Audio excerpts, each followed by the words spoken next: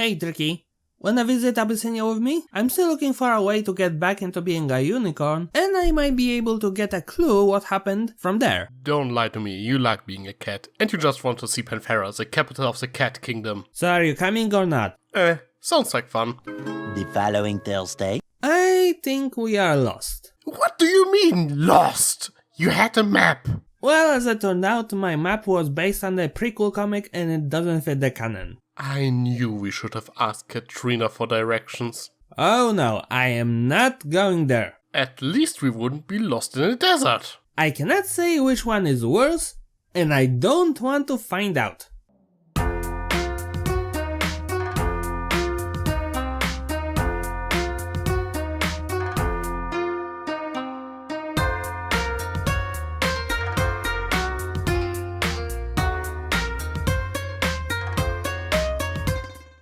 So I guess we might as well review an episode where we try to get back to civilization. How about On the Road to Friendship? You know, the one in which Trixie and Starlight go on the road trip, things go wrong, they fight, and then they make up, strengthening their friendship and so on. That's a random suggestion. You think? Well, sure, let's talk about Road to Friendships then. I always like talking about Trixie and Starlight. I mean, you can say about Starlight whatever you want, but letting her have a friend Trixie was easily one of the best decisions the writing staff has ever made. Those two play each other off perfectly, which can be seen in the opening scene of this episode. In it, they perform magic together to the delight of everyone. Even Twilight is impressed and forgets that she hates Trixie's guts for 5 minutes. Yes, not to mention one of the problems with having a show run for so long is that the main six have only so much to learn and so many flaws to conquer. This is why giving more spotlight to characters like Starlight and Trixie is a great move. They are well established to be worthy of episodes devoted to them, something people wanted from Trixie since season 1, and more importantly they have a boatload of issues they can still get over. Well, and so far every episode with them together has been a delight, unless you are one of the people that really couldn't stand Trixie in All Bottled Up. But if you are one of these people, good news! The plot of this episode is not about Trixie being as obnoxious as possible. No, after the show, Cadence and Twilight tell Trixie and Starlight what a great couple they are and compare their friendship with them, even performing the Sunshine Sunshine chant that never gets old. Oh yeah, Cadence is also using Flurry Heart as an adorable hat. Fun fact! Flurry Heart was born in season 6 and since her birth we had 2 Hearthwarming Eve episodes, one in season 6 and one in season 8, assuming that a Hearthwarming tale took place after Flurry Heart was born, but before the changelings were reformed, at least 3 years have passed as we learn in the Hearthwarming Club that Ocellus celebrated Hearthwarming Eve at least once after to wear it back again, meaning that at least one Hearthwarming Eve happened off screen. In other words, Flurry Heart is at least 3, more likely around 4 years old by now. So why didn't she age a single day? Remember what I told you long ago? Discord ate the calendar. Just saying that they could give her some speaking lines by now. In any case, after the show, Trixie is approached by, of all creatures, a Saddle Arabian. But not just any Saddle Arabian, a Saddle Arabian unicorn, who, because of the goggles, gives me the impression that he's Aeon of Dreams who fused with his Digidestined. He proposes that Trixie goes on a tour of Saddle Arabia to spread her greatness and powerfulness there. And with that, the plot is set. If we were to assume that he is Aeon and that he is just trolling Trixie and Starlight throughout the entire episode, things would make way too much sense. Well, assuming that he is just a normal Saddle Arabian, it is still noteworthy that he is also a unicorn. So far we barely know anything about Saddle Arabians, besides the fact that they are taller than the ponies of Equestria. But most people, myself included, sort of assume that Saddle Arabians are meant to represent normal horses. So at least I assumed that this would mean that they are pretty much Earth ponies, only taller. But now that we know that Saddle Arabians can also be unicorns, it opens up a ton of questions. Are there Pegasi as well? Do they have cutie marks? Are other taller than average unicorns we have seen in the show like Sassy Saddles from Saddle Arabia as well? I think the heat is getting to you. We better find some shade before you get a stroke. Meanwhile, we see Trixie has decided to take Starlight with her on a long journey as her assistant and travel buddy. However, if you have two brain cells, you can pretty much deduce what's going to happen. Neither of them are prepared for traveling with another person and what such travel entails.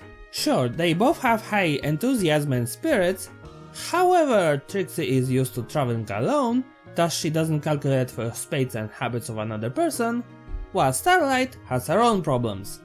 For starters, how one manages expenses, handles new places, and that she still sometimes have problems recognizing if she did something wrong. One major prop I can give to this episode, while this situation has been played out so many times, I mean we are one blind camel away from this being Ishtar, this is one of the very few cases where those involved actually talk and vocalize their frustrations before the unavoidable explosion. Here it's just the case that these two personalities are too strong-headed to deal with it properly, at least at this point.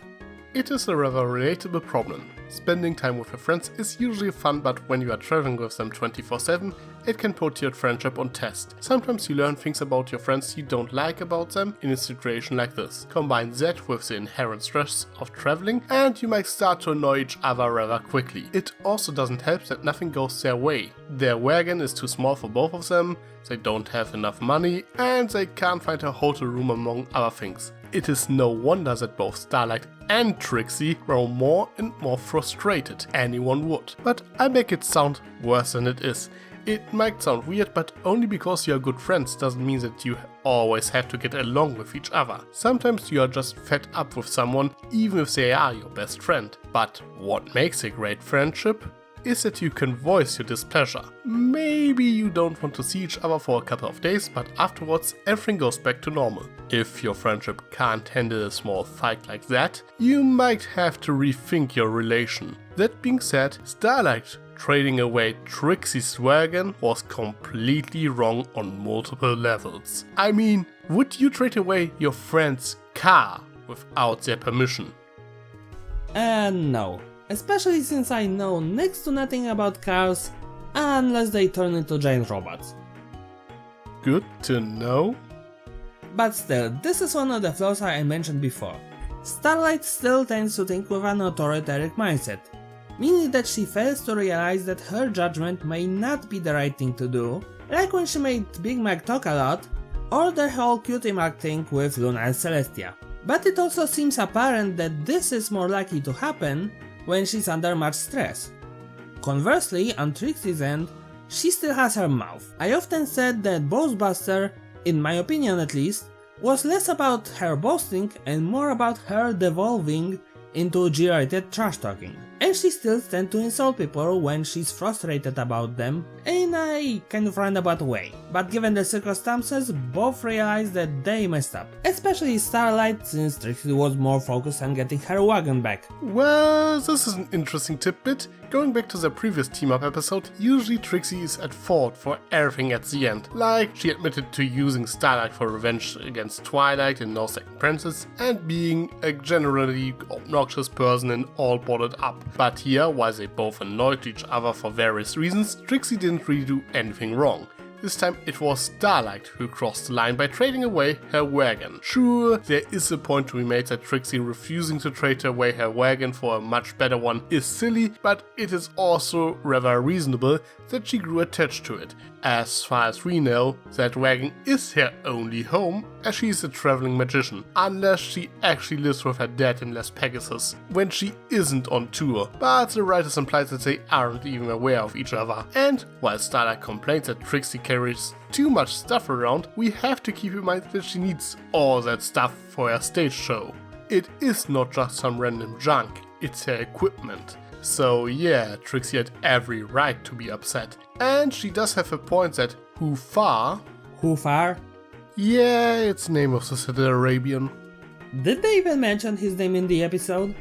I don't think so, but the name shows up in the credits, so it must be him. In any case, Trixie had a point when she claims that Hufar illegitimately acquired her wagon. He knew that it belonged to Trixie, so trading with Starlight while she wasn't around was wrong. Also, I'm not sure, but is Trixie blocking the wagon by lying down in front of it supposed to be a reference to the Hitchhiker's Guide to the Galaxy? Either that or the writers decided to reference the rights of solidarity. But still, Trixie making a silent protest rather than talking is a sign this is serious. Also, has so far been drinking from 1 cup of tea all day? Now we know why he traded for a smaller wagon. He has access to Time Lord technology or Doctor Strange's magic. Either that or he simply refills the cup off screen. But anyway, Hoofa seems to be a rather nice person. He genuinely likes Trixie's show and only wanted to help them with their trade. And in the end, he probably only intended to teach Starlight and Trixie a lesson and help them to forgive each other. Unless he was trying to troll them the entire time. If anything, he made them do one of the most awkward improv fusion ends ever. And with that, Trixie decided that she's not ready to venture all the way to Saudi Arabia, meaning we don't get to see it yet again, and her and Starlight's friendship becomes even stronger. What a tease, I was actually looking forward to see that country. And while I do like the overall lesson of this episode, I do think the ending could have been handled a little bit better. Trixie and Starlight are saying that they learned not to try this again, and that's rather stupid. They were ill-prepared as they went there on a whim and had some bad luck. If they hadn't visited Somnambula at the time of a festival, things wouldn't have been so bad and they could have relaxed for a bit. And I don't think that it is a good lesson to let one bad experience ruin an activity for you. By the way, it was nice to see the Egyptian ponies again. In any case, let's wrap things up. Overall, this was a highlight of the season. While the show had some troubles finding its grounds in the changes of status quo, this episode makes the left turn and focuses on 2 characters that still have a lot of potential and goes full force with them. We got realistic and relatable problems and conflict, genuine emotions, a great song, and we even got to see some more of the Somnambula village as a result of it. If the series takes more cues from this episode, we may still get some great outings in this and the upcoming season. I agree there, season 8 up to this point wasn't exactly bad, but there was still that actually impressed me. This episode, however, has everything I love about MLP. A great character dynamic, a relatable problem, and a good lesson and hilarious comedy spiced up with a rather catchy song. I really hope the rest of the season can keep this quality. I think we have been walking in circles this entire time. Great, now we're gonna starve to death. Wait, can it be? Do my eyes deceive me? What is it? We're saved! What? That's just a stupid boulder. It's not just a stupid boulder, it's a rock! A rock! A rock! It's a big, beautiful old rock! The pioneers used to ride these babies for miles. And it's in great shape. Are you seriously doing a SpongeBob reference?